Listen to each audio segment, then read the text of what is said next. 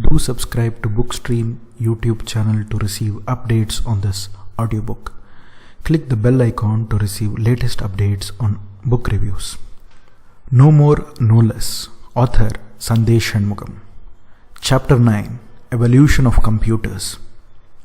Our ancestors started to learn numbers, designed laws on abstract objects, and created imaginary symbols for expressing the same. It is said that the mathematics is the only means for universal communication of ideas. It is the only source behind to learn simpler and most complex principles. Various kings and queens had advisors to guide them to understand certain concepts on mathematics. From astronomy to geometry are learned, and contributions were made immensely from various scholars in Victorian era. The historical time dates back to an era where automatons and clock towers with mechanical pulleys were common. Post-Renaissance era welcomed the Industrial Revolution in the West. With the invention of wheels, steam engines and steamliners, many travelled from land to sea. One personality out of whom was born in that different time. He wanted to build a complex machine which was able to perform complex calculations without much human intervention. He was none other than Charles Babbage. He is considered as the pioneer behind the computer, but his idea of creating an analytical engine didn't come into fruition. His vision wasn't being identified by many. Back then, only a few admired his presentation skills, until the daughter of the famous poet Lord Byron corresponded with him, seeking an opportunity to work with him for his vision. She was none other than Ada Lovelace, the first programmer in the world who developed an algorithm for temperature conversion. She collaborated with Charles Babbage initially to fuel his dreams on building that complex engine, which never came into fruition due to cost, availability of materials, funding, and moreover, there was some misunderstanding in the later days between the two, which failed in the construction of the machine. Looking back to the computer evolution, the history is really immense. After a long time, there was no development or talk about analytical engine, which was confined to library and books. A famous mathematician and cryptographer, Alan Turing at England, came to know about the works of Ada Lovelace and started to investigate on the same. During his time, there was World War II, fought between Germany and the Allies. Germans under the regime of Adolf Hitler developed complex machine which could be able to communicate within the army. Using its technology, it can communicate to air and naval forces with different codes which were encrypted and was very hard for one to eavesdrop on.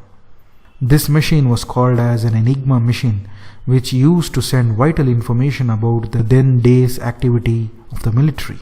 After the day's work on sending signals and instructions to machines across Germany, automatically the machine would reset and create a new encrypted message for the next day. Without the help of this genius mathematician, it is said that the World War II would have taken another 6 years of time to end. By breaking the Enigma Machine, Alan Turing stopped the war and its aftermath early. Well, he recruited enough people for this process of breaking the code by advertising to offer a government job, and instructed the candidates on the newspaper to solve the puzzles and to post it to the mentioned address.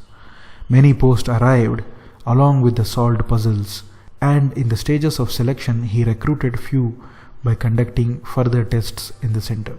A secret location was identified as Bletchley Park, where separate barracks were provided for the employees whose sole purpose was to decode the necessary information from the machine.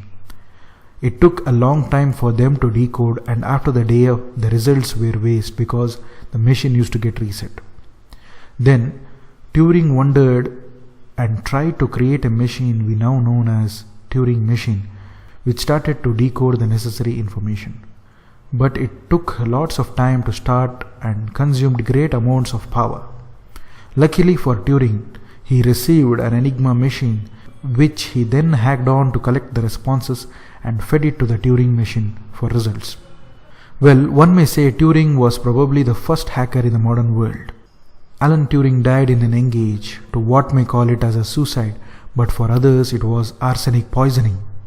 Turing did research on alchemy, the process of obtaining a chemical element which helps in longevity. He was arrested by the government and was investigated as well as charged by quoting him as a gay, and people were against the gay rights back in that time. The government gave him two options, one was imprisonment and other was castration.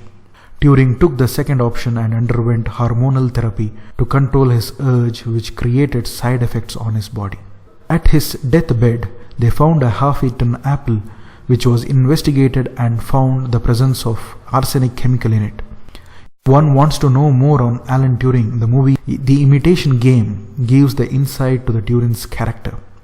Many recent groups of skeptics and computer fanatics say that the logo of half-eaten apple is inspiration for the company's logo, Apple Corporation. Well, the death is still a mystery even today, but most have accepted as suicide. The British government asked pardon recently after several decades of his death and officially released a pardon notice which is kept at Turing's museum. Famous Bletchley Park and the Turing Machine is considered as the historical evidence which reminds the genius of Alan Turing. The Turing Machine was bulky back then and would occupy a room. It had spinning wheels, magnetic tapes and vacuum tubes. This machine became the source for the development of modern computers. The development of solid-state electronics and the growth of transistors replaced the clunky vacuum tube, which resulted in less power consumption and lesser occupation of space. Turing is also credited for working of modern-day computers. His idea for storing the information in binary bits of zeros and ones is extraordinary and is adapted as a common norm for machine code. The creation of the first semiconductor-based transistor marked the Silicon era. As per the Moore's law, framed by Gordon Moore, founder of the famous company Intel, every 8 months the silicon chip's computational speed increases and doubles. Along with Gordon Moore, another pioneer in semiconductor industry, Jack Kilby, transformed the world of analog devices to that of digital. The whole Earth catalog in the 60s and 70s helped in creating the then maker community, wherein groups of radio hackers and geeks joined together, founded a hobbyist group, Homebrew Computers. In this group there were many revolutionaries who expected a change in the society. It ranged from hippies to electrical engineers. It is from this club emerged the greatest machine which changed the domain of computers and computing. Stephen Wozniak, who was a radio hacker, and Steve Jobs, a college dropout, created history when they started building a personal portable computer behind one of their father's home garage. They took assistance from the Homebrew Club and started to build the blueprint for the modern computer. It was thrilling and an amazing experience, quotes Stephen Wozniak, who mentions the same in his autobiography, I Was. So does the same for Steve Jobs, who did odd jobs and also tried to fly away, settle in India to embark on a spiritual journey. The book on the biography of Steve Jobs by Walter Isaacson is indeed a treat for general readers who are curious to know more on Steve Jobs and Apple Computer. The recent book, The Innovators, by the same author provide massive information about the history of computers. After Apple won, Jobs wanted to provide a display interface for the same. His vision was completely different from his later competitor, Bill Gates. He believed in design, as he would often say that people wanted to feel proud for what they have paid for. Wherein Bill Gates didn't believe in design and was interested initially only in the development of operating system, which was machine independent. Jobs had a closed approach wherein the hardware and software should blend together in unison and didn't want to release software for different makers. Wherein Gates had an open approach in which software can be ported to any machines and the public was free to contribute any charges for the software. Both won in their own ends and succeeded in Silicon Valley. Jobs did his best in user interface. Back in those days, the potential for graphical interface was unknown. It was then Jobs went for a visit to see the recent development in Xerox PARC, which captivated his mind. He instructed and spoke with many engineers there, stating that it was the future. Many resisted, as we know from our previous chapter that Darwinian evolution works in business too, wherein the weaker will be exterminated from the stronger. He adapted the idea and developed the GUI, graphical user interface, for the next version of Apple. He also introduced mouse, which was invented by Douglas Engelbart. One can watch the video on YouTube titled as The Mother of All Demos to know more about his personality and vision. The charisma of Steve Jobs is really unique than that of others. His presentation skills captivates the mind of common man and urges him to purchase the product. A book on the same is written by Carmine Gallo titled Presentation Secrets of Steve Jobs, which is worth a read for many young entrepreneurs. The transition of computers from the advent of desktop computers replaced the office space and kicked the typewriters out to oblivion. Similarly, the invention of laptops is ruling the household, wherein one can work at home at his or her own convenience. Today, computers rule in every field, from agriculture to biology and medicine. These complex programs are inscribed in many household goods. The future of computing is really promising.